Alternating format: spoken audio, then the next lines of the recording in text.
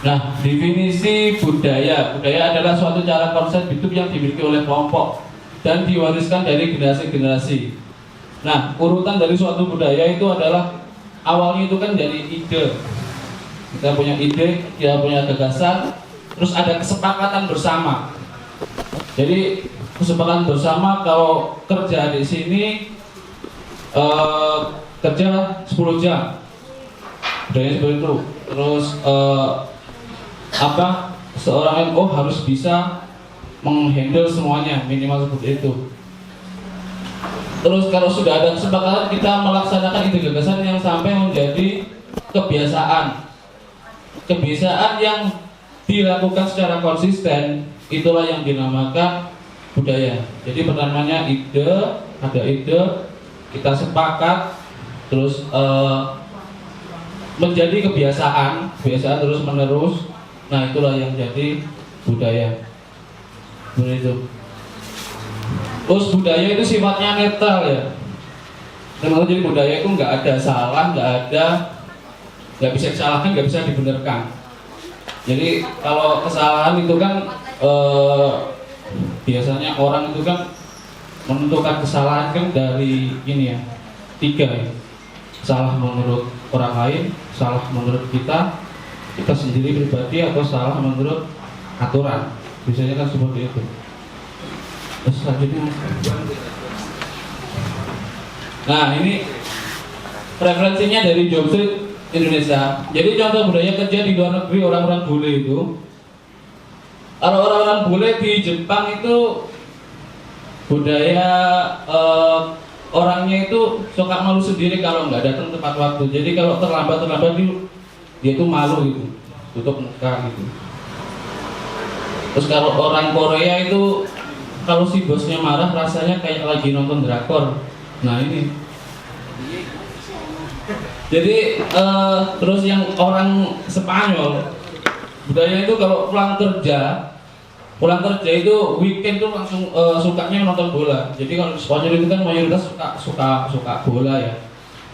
Terus kalau orang Jerman itu peduli banget sama kesehatan. Jadi kesehatan itu di sana itu kan jadi ini ya, jadi kayak nomor 1 ya. Jadi untuk K3 dalam suatu perusahaan itu pasti selalu diperhatikan oleh pengusahanya. Oke, lanjut. Nah, saya sedikit mengorek masalah budaya kerja 5R. 5R kalau saya pernah lihat ini di Jambangan itu kan ada 5S. Saya baca itu yang masuk itu kan ditempel di dapur. Masuk ke dapur itu ada budaya kerja namanya itu 5S. Saya itu lihat apa itu 5S itu kan. 5S itu kalau di Indonesia kan seperti ini 5R itu. 5S itu kan seri, seito, seiso, seketsu, setsuke. Jadi ringkas, rapi, resik, rawat, rajin.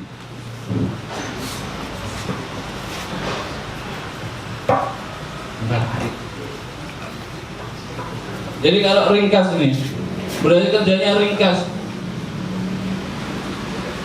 Ringkas ini maksudnya ini membuang atau apa ya? Jadi ada barang kan ada yang perlu dan tidak perlu ya kan. Kalau sekiranya kita tahu barang itu perlu atau enggak itu dari mana sih? Kita tahu barang itu perlu atau enggak kan kita lihat pemakaiannya. Jadi dalam 1 bulan ini dipakai enggak sih? Dalam 2 bulan dipakai enggak sih? Kalau enggak dipakai ya disingkirkan aja. Jadi enggak ngebeg-ngebegin gon, gitu. Jadi apa? Tempatnya itu lebih ini loh, lebih luas, gitu. Lebih bersih. Katanya Pak A kan yang dilihat customer itu kan pertama kan penampilan dari mata ya kan, nggih Pak Andi. Jadi kalau ringkes itu jadi kalau ada yang kursi memang ya rusak jarang dipakai sama customer ya penting disingkirkan dulu, bukan berarti dibuang ya, bisa diperbaiki lagi gitu. Jadi ringkas itu maksudnya seperti itu tadi. Terus rapi. Di sini rapi kalau di Jepang namanya seiton ya. Ya kan kalau ini kan ringkas ini kan kalau itu kan seiri kalau yang 5S tadi. 5S ini. Seiri.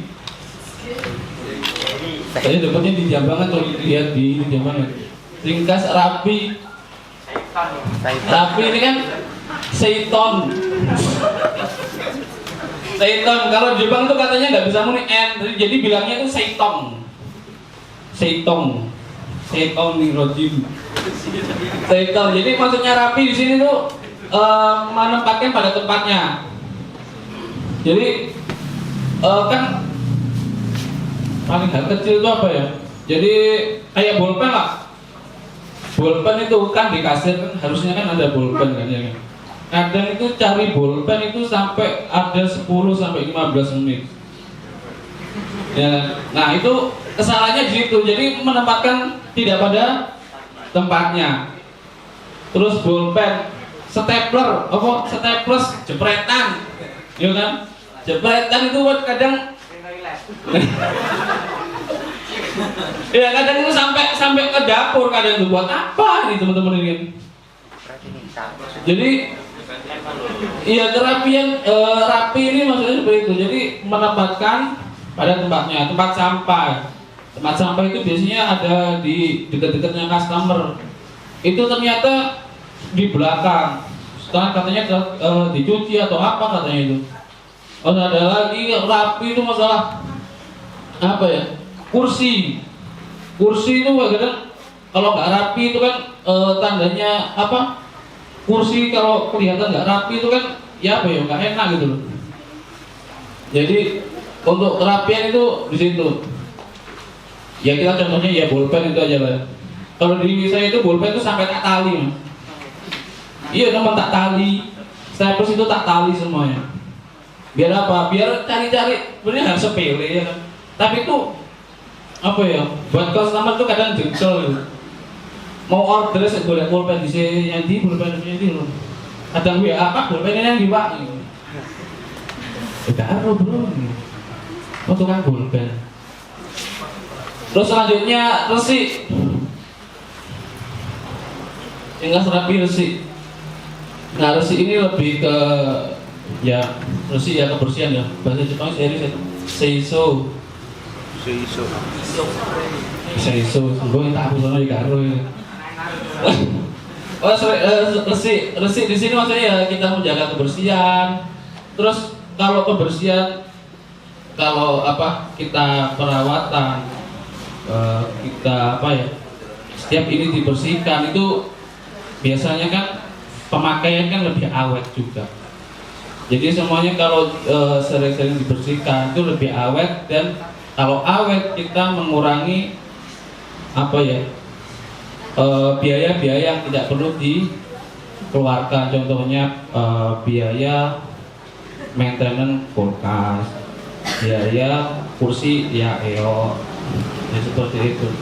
Jadi kalau sering-sering dibersihkan itu biasanya, tapi nggak semuanya ya, biasanya kalau yang sering-sering dibersihkan itu menjadi lebih awet gitu. Terus selanjutnya rawat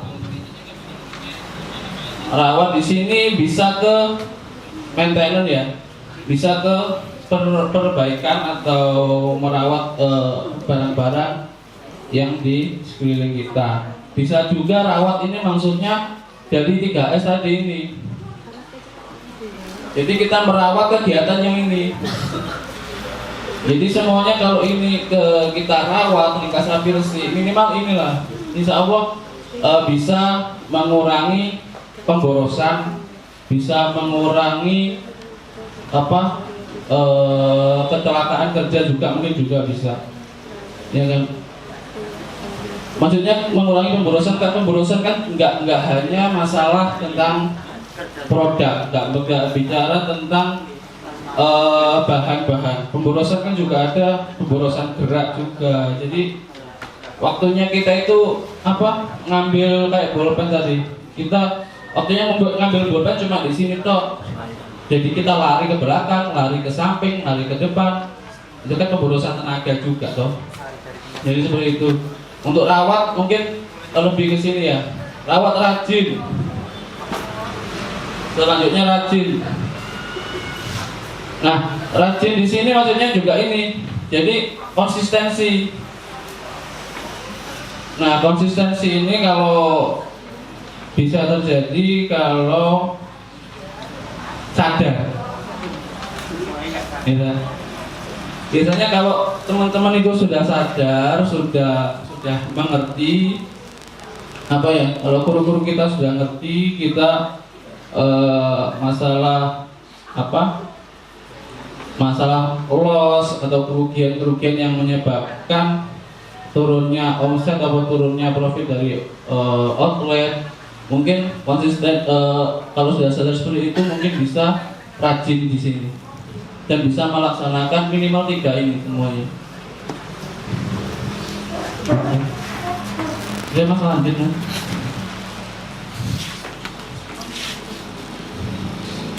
Nah, budaya organisasi kolektif kolegal, ada inisiatif aktif, kritik otokritik, garis massa, kesatuan teori dan praktek. Ini penjelasannya di bawah. Lanjut mas.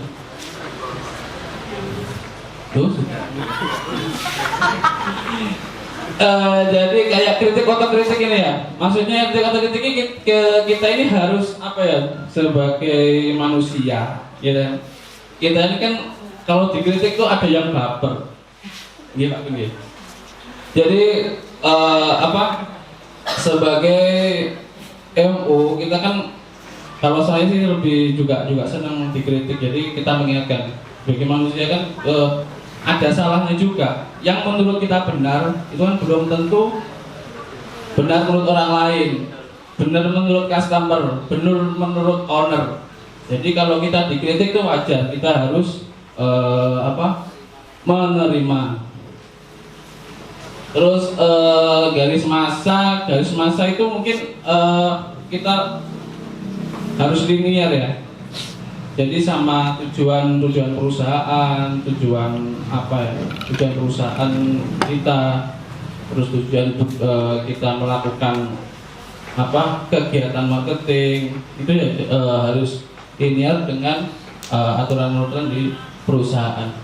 Terus kesatuan teori dan praktek ini juga sama, hampir sama dengan garis massa ini. Kesatuan teori dan praktek ini, jadi kita itu kalau bisa kan, kita kan tim semuanya kan. Nah, menurut saya, jadi kita itu harus satu teori, satu praktek. Ntar takutnya gini, kalau si customer tanya ke kasir, katanya gini Pak, kalau makan ini dapat ini. Terus tanya lagi dia tuh ke waiter, beda lagi, waduh, bongko, sosro ya kan. Jadi kesatuan teori dan praktek seperti itu. Jadi kita itu harus linear. Jadi kita briefing dulu teman-temannya. Jadi kalau paket PW, paket wow itu dapatnya ini Pak, dapatnya satu potong boiler Pak. Jadi harus linear semuanya. Sudah ada yang ditanyakan? Kalau nggak ada ya nggak apa-apa. Iya Mas. Iya Mbak, enggak. Mana mic-nya ya? Ya Mas. Tapi di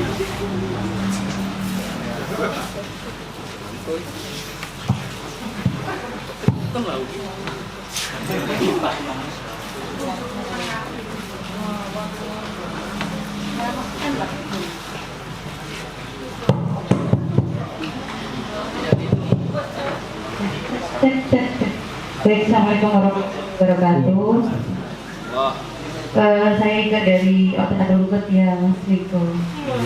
Ada yang ingin saya tanyakan. Ini kan menarik ya, tentang budaya organisasi sama budaya kerja, kalau nggak salah ya. Ini kan tambahan ilmu juga buat teman-teman semuanya. Yang ingin saya tanyakan adalah yang pertama, saya ingin tahu dong titik bedanya antara budaya organisasi dengan budaya kerja itu apa? Di poinnya apa? Itu yang pertama.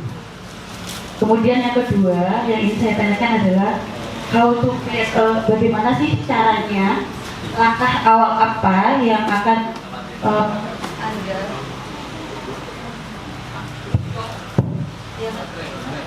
baterainya kayak gitu. Amit. Udah bikin belum Mas? Iya. Jadi yang nomor 1 bisa paham ya Mas ya? Iya, Jadi bedanya antara budaya organisasi sama budaya kerja itu apa? Di poin yang mana gitu ya? Lebih simpelnya. Terus yang kedua, bagaimana cara Anda sebagai manajer, langkah awal apa yang Anda lakukan untuk menciptakan suatu budaya kerja yang optimal di outlet Anda? Itu apa yang Anda tempuh langkah awalnya? Kemudian yang ketiga, pertanyaan terakhir adalah Anda bekerja sudah berapa lama Mas di Pak D? 15 tahun. Lama ya? 4 enggak. Belum Selama sampai 4 bulan. Yang ingin saya tanyakan adalah menurut Anda budaya organisasi di Ayam Bakar Pak D ini seperti apa sih yang Anda rasakan selama 4 bulan ini? Gitu sih, terima kasih. Assalamualaikum warahmatullahi wabarakatuh.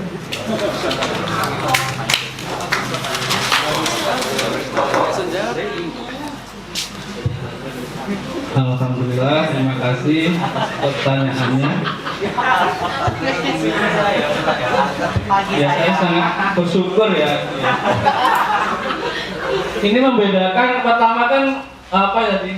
Budaya organisasi sama kerja ya.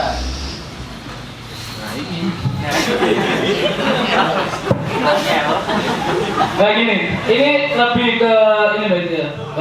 Kalau budaya kerja sama budaya organisasi itu bedanya itu di teknis ya. Jadi kalau budaya kerja itu lebih umum, lebih ke kulturnya orang, suatu tempat atau wilayah. Kalau budaya organisasi ini kan dalam satu lingkup perusahaan. Kalau 5S tadi, 5R tadi, 5R itu kan budaya organisasi yang bisa dibuat sendiri sama 5R tadi budaya kerja loh. gimana? 5R budaya kerja. Kerja atau organisasi? Oh, kebalik ya. Ini yang Ya ini.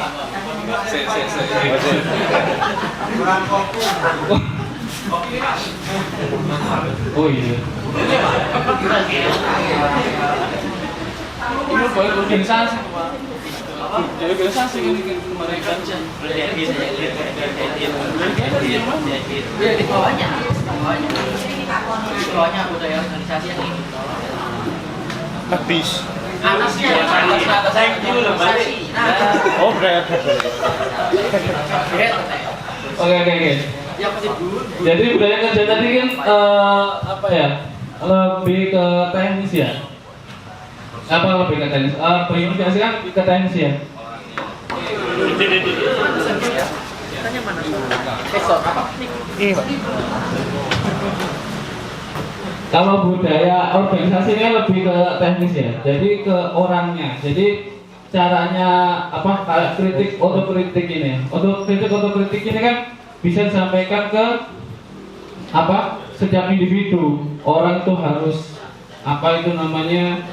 Menerima kritik, menjalankan kritik, no baper gitu. Terus kesatuan teori. Jadi setiap teman-teman itu jadi harus linear sama teori dan praktek. Kalau yang budaya kerja tadi itu kan lebih ke umum ya Pak ya.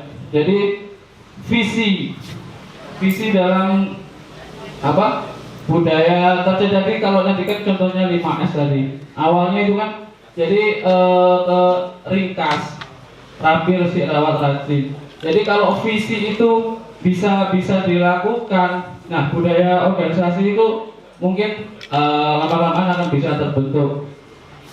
Jadi jawabannya seperti itu. Terus yang kedua tadi apa dulu? Itu apa, Mbak? How to create, bagaimana cara, langkah apa yang Anda tempuh untuk membentuk budaya kerja di Ayam Bakar Pak D?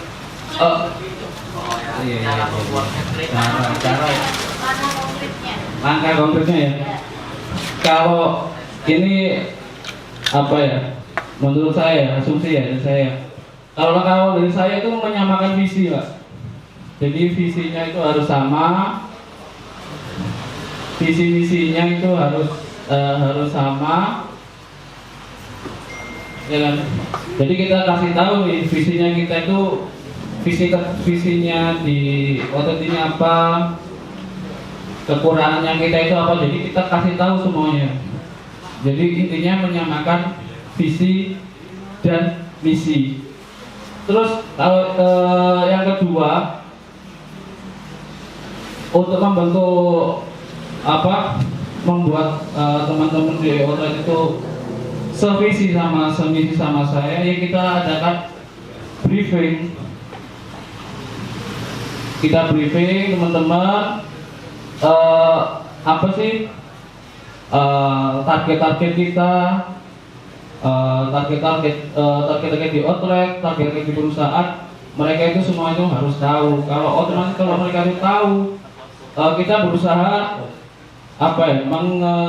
mengarahkan teman-teman biar teman-teman itu melakukan visi dan misi dari perusahaan atau di outlet. Kalau kita itu sudah sepemahaman, sevisi, semisi, insya Allah teman-teman nanti kalau sudah sevisi itu mungkin akan lebih mempermudah membentuk karakter. Jadi kalau di Pak D ini kan kayak ini ya, orangnya itu harus powerful, harus kuat.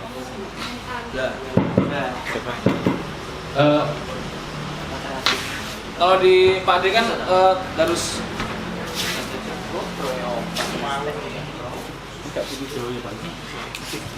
jadi kan kita harus kuat mental juga. Yang orang yang pertama kali kerja juga kan, kalau waiters itu gini loh, kalau kasir itu gini loh, MU itu gini loh. Jadi kalau kita sudah sevisi, kita tahu semuanya, mungkin akan lebih mudah membentuk budaya di ayam bakar Pak D.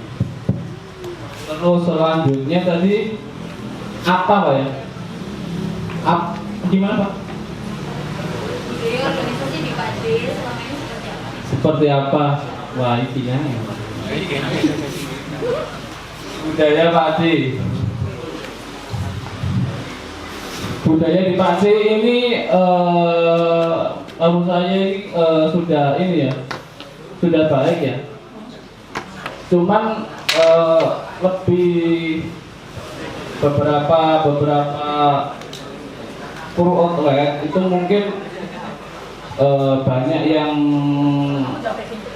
mengeluh atau banyak yang kurang paham dengan visi misi kita. Nah, tugas saya di sini menjalankan atau meliniarkan visinya kita bersama.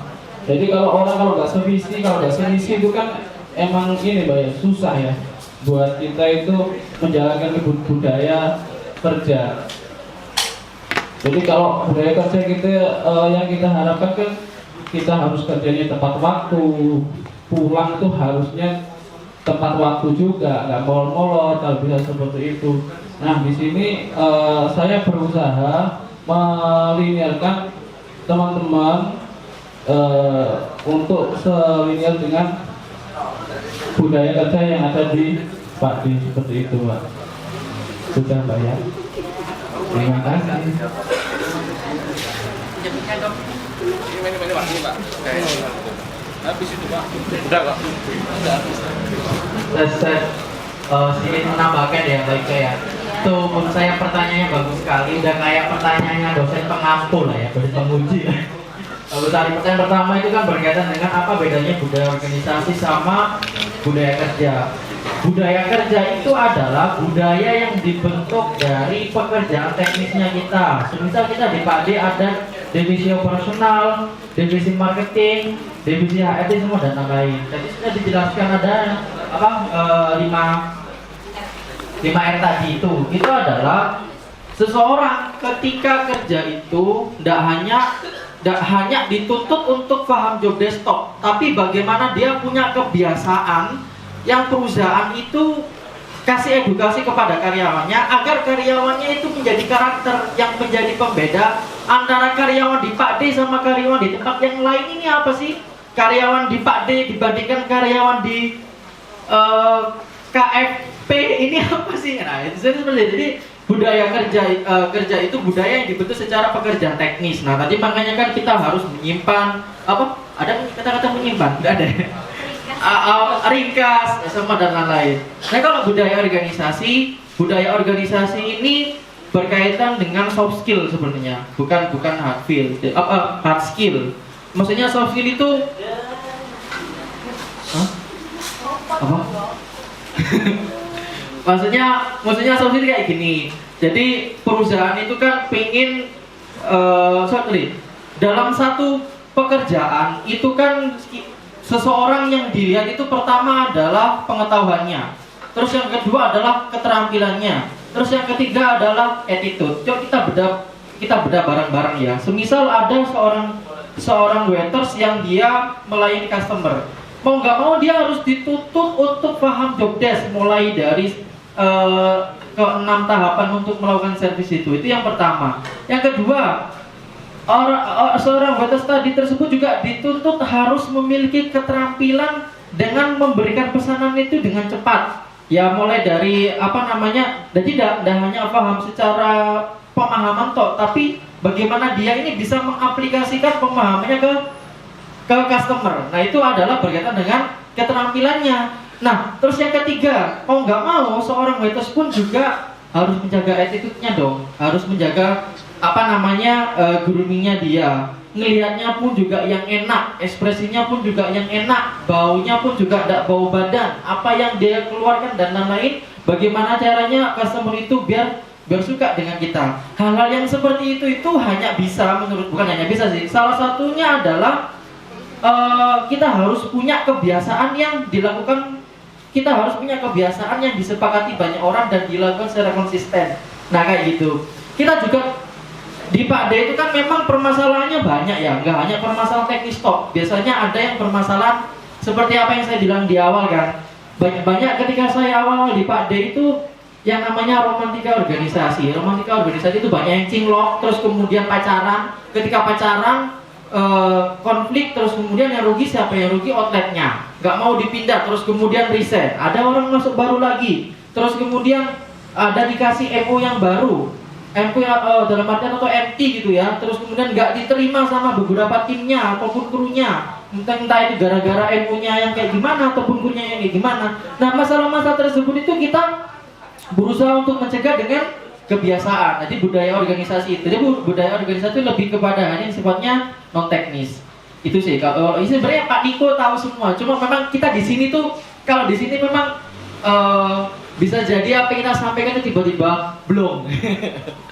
Nah, ini area panas kayak di sini itu. Sebenarnya tahu semua Pak Niko. Nah, terus pertanyaan kedua adalah apa tadi budaya? Pertanyaan kedua.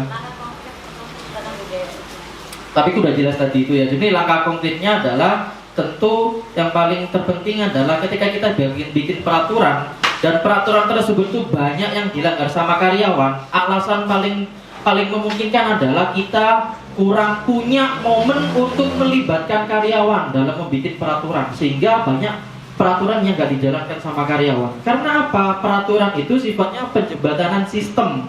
Yang namanya peraturan itu hak sama kewajibannya harus benar-benar proporsional. Gak ada yang keberpihakan sama perusahaan dan gak ada keberpihakan sama karyawan. Ya peraturan itu seperti kayak gitu. Memang kalau kita acuannya apa? Bisa jadi acuannya adalah undang-undang ketenagakerjaan seperti itu. Dan terakhir apa tadi? Budaya Pak D. Kalau semisal itu pertanyaannya yang dikasihkan ke saya, jawaban saya adalah saya nggak bisa menilai. Karena apa? Ya saya nggak tahu budaya Pak D apa. Ya saya nggak tahu budayanya Pak D apa. Tidak pernah saya diajari main budaya. Karena apa? Sebenarnya gini, budaya perusahaan itu letak dalam pengkomunikasinya adalah pada saat pra-interview. Habisnya interview, orang itu diinterview, di situ ada yang namanya company profile, menjelaskan segala sesuatu yang ada di Pak D. Jadi entah itu mulai dari peraturan perusahaannya seperti apa, budayanya seperti apa, itu yang menjadi pemahaman awal. Nah kalau sependek sepengetahuan saya, flow-nya untuk mengedukasi seseorang berkaitan dengan budaya itu habisnya pra-interview. Itu namanya adalah penjelasan company profile. Nah itu sudah kami jelaskan. Cuma ya memang jujur kalau itu pertanyaan dikasih saya tidak tahu. Budaya pada ada yang bisa kasih jawab apa budaya di Pak D. Jadi mungkin kawan-kawan yang sudah lama, adik saya yuk, adik Irwan. Pak Irwan gimana? Budaya di Pak D apa?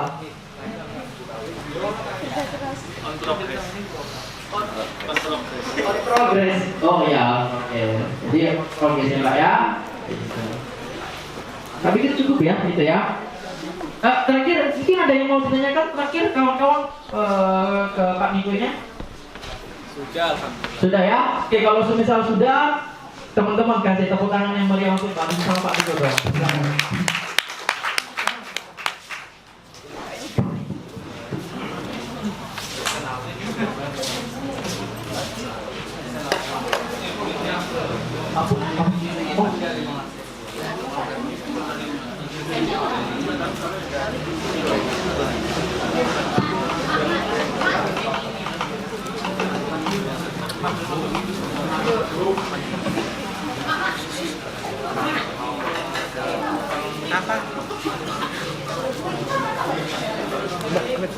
Assalamualaikum warahmatullahi wabarakatuh.